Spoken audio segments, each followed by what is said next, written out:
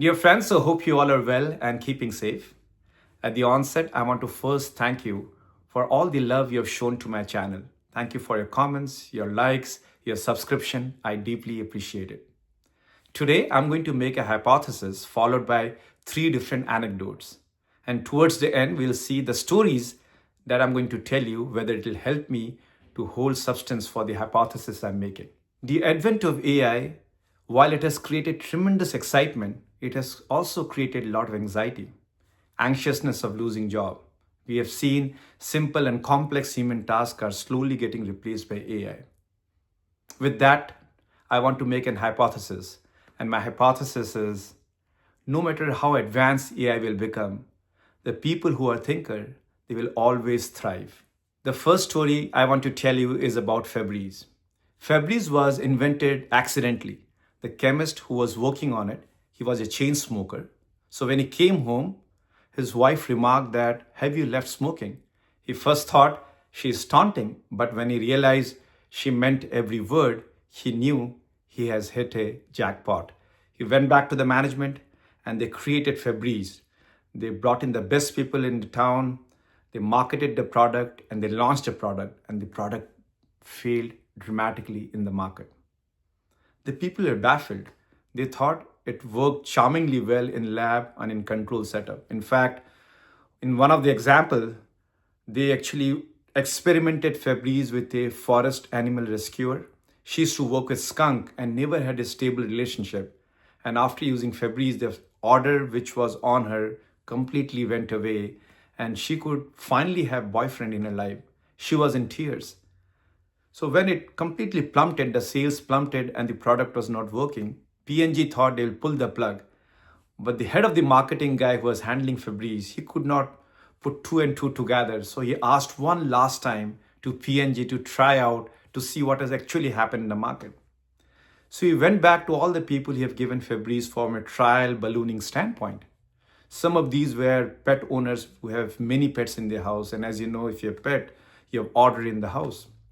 He knocked at their door, asked them, "Hey, we gave you this wonderful product. Are you using it?"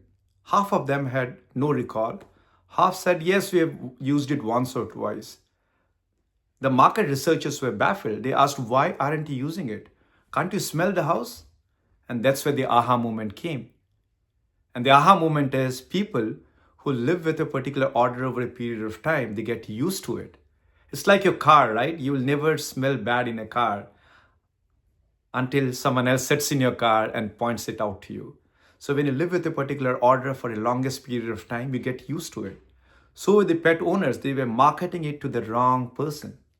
And that point in time, the marketers believed that they have to do something really differently. So they pivoted.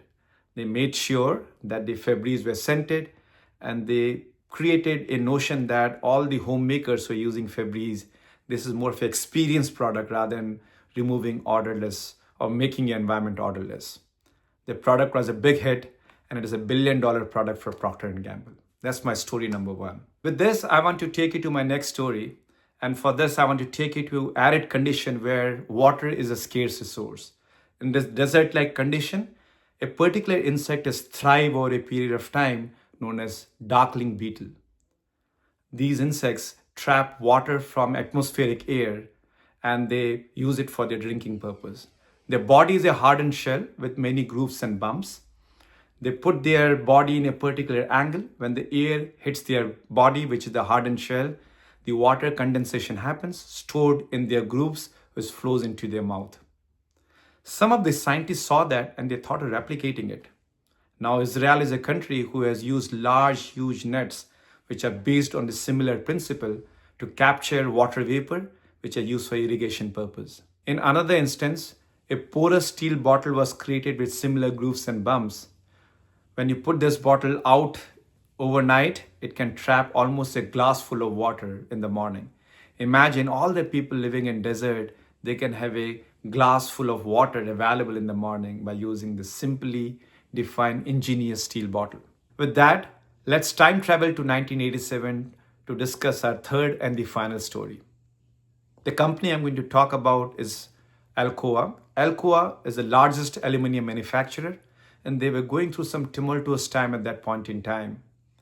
Their market cap was going down, profitability was challenged, the expansion into new market was a disaster, employees were disgruntled, everything that you can think of, complete chaos. The shareholders were really unhappy. At that point in time, the board member brought in a new CEO.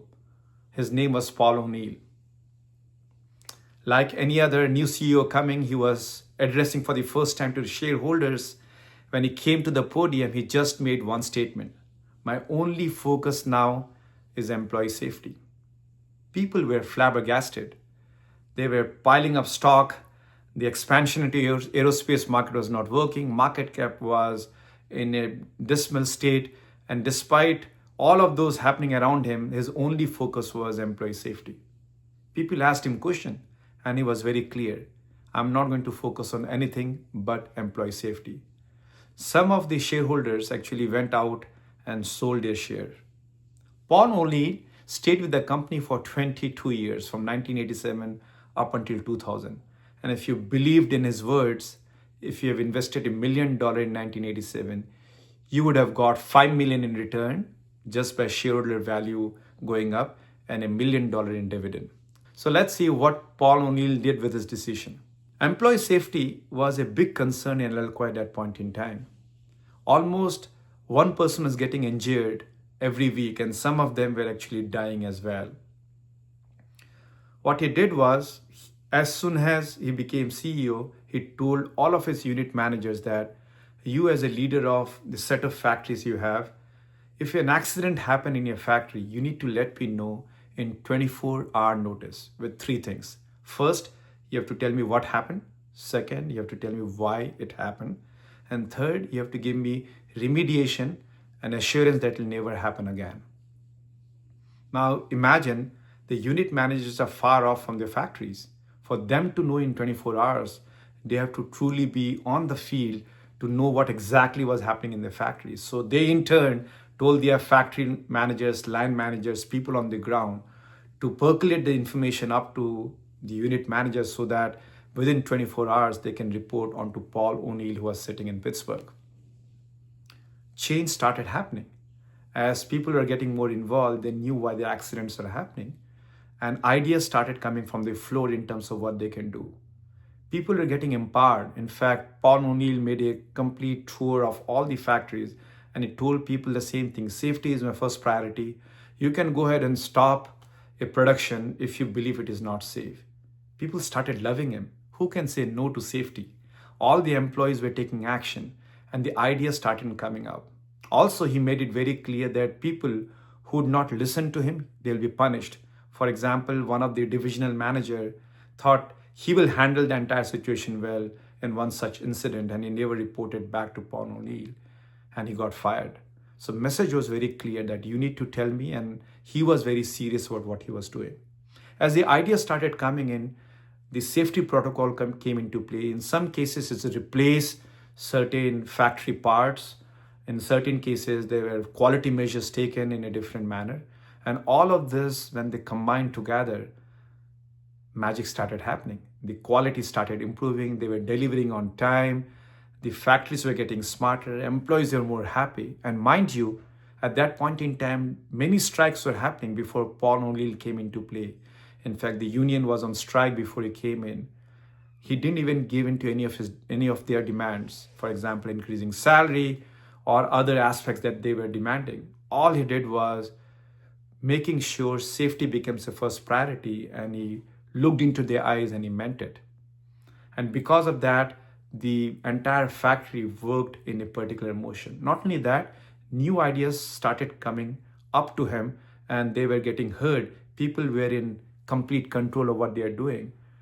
In one such instance, on one of the floor, one of the engineer knew that he had an ingenious way of creating aluminum wall with different colors with one machine. Earlier, they had many different machines based on the color and the pattern of the walls they want.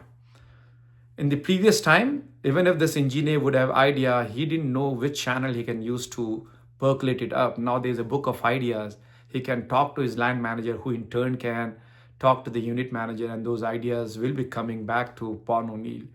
In this case, they implemented it, they made tons of money, they had market cap in that area altogether. That's my third story. Now that all my three stories are done, let's come back to the point of my hypothesis. And just to rephrase my hypothesis, it was the thinkers will never have difficulty in thriving in the AI advanced market. If you see from that perspective, let's first understand how AI works. Gen AI has large language model which consumes tremendous amount of data, petabytes of data, and understand correlation relationship very well, just like our brain. Like for example, my mind knows how to correlate things. If I am taller than my brother, and if my brother is taller than my younger brother, then I know that I'm tallest amongst all three. And those are the relationship my mind can understand really well. These are simple, they are complex relationship you can make between data. An LLM model does exactly the same. It understands all different relationship. And now all this data is at the LLM pursues. So whenever you ask a question in lightning speed, it can correlate, finds answer for you. But now let's look at the first example I took. Febreze was accidentally discovered. For that, a human brain has to work in a very different way. Febreze did not succeed in the beginning because it went by the general rule of how it has to be marketed. You have orderless situation, so you're marketing it accordingly. Now, to find out that orderless situation in that particular arena where it did not work because people will have different kind of reaction based upon how they smell, is something ingenious for a person to figure out and to pivot accordingly.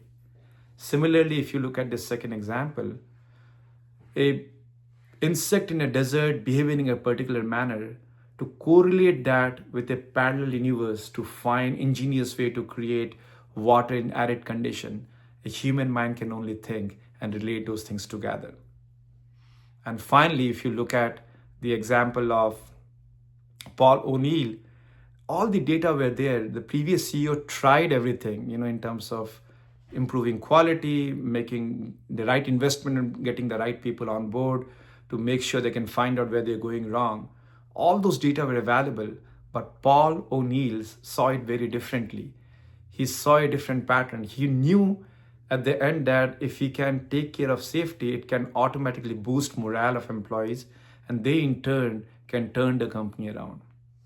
So the conclusion I want to draw is thinkers who can think differently, who can look at data in parallel universe, who can correlate it and also ask the right question will always thrive, and doesn't matter how advanced AI will become.